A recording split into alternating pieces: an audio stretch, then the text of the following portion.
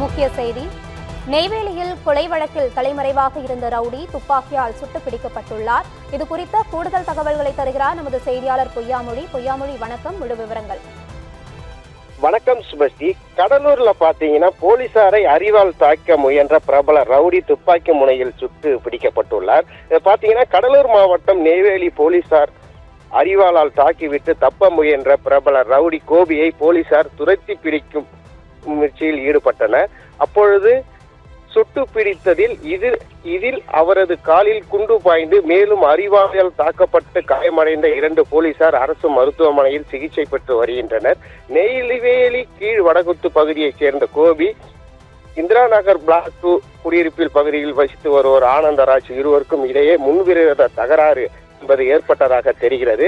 இந்த நிலையில் கடந்த 16ஆம் தேதி நெய்வேலி வட்டம் பகுதியில் ஆனந்தராஜ் தனது நண்பர்களுடன் நரேஷ்குமார் உள்ளிட்ட 5 பேருடன் மது அருந்து கொண்டிருந்ததாக தெரிகிறது. இது குறித்து தகவல் அறிந்த கோபி தனது நண்பர்களுடன் அங்கு சென்று அரிவாளால் தாக்கியதாக கூறப்படுகிறது. இதில் நரேஷ்குமார் சம்பவ இடத்திலேயே உயிரிழந்ததாக தெரிகிறது. இந்த சம்பவம் தொடர்பாக நெய்வேலி நகரில் போலீசார் கோபி உள்ளிட்ட 17 பேர் மீது வழக்கு பதிவு செய்து விசாரணை நடத்தி வந்தனர்.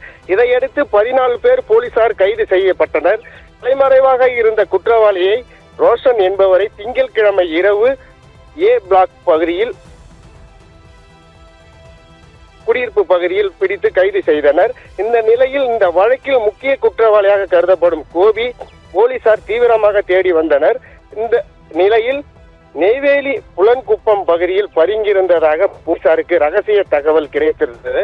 அங்கு சென்று அவரை பிடிக்க முயன்றனர்.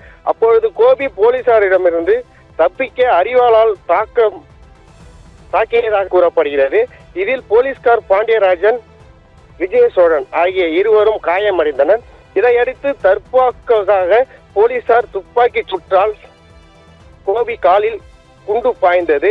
காயமடைந்த கோபி போலீசார் மீட்டு சிகிச்சைக்காக அரசு மருத்துவமனையில் சேர்த்திருந்தனர். இதனால் பாத்தீங்கன்னா அரிவாளால் தாக்க முயன்ற காயமடைந்த போலீசார் பாண்டியராஜன், வீரசோழகன் ஆகிய இருவரும் NLC மருத்துவமனையில் சிகிச்சை பெற்று வருகின்றனர். இந்த சம்பவம் பாத்தீங்கன்னா போலீசாரை அரிவாளால் வெட்டிய சம்பவம் பகுதியில் பரபரப்பை ஏற்படுத்தி வருகிறது. சுபஸ்ரீ.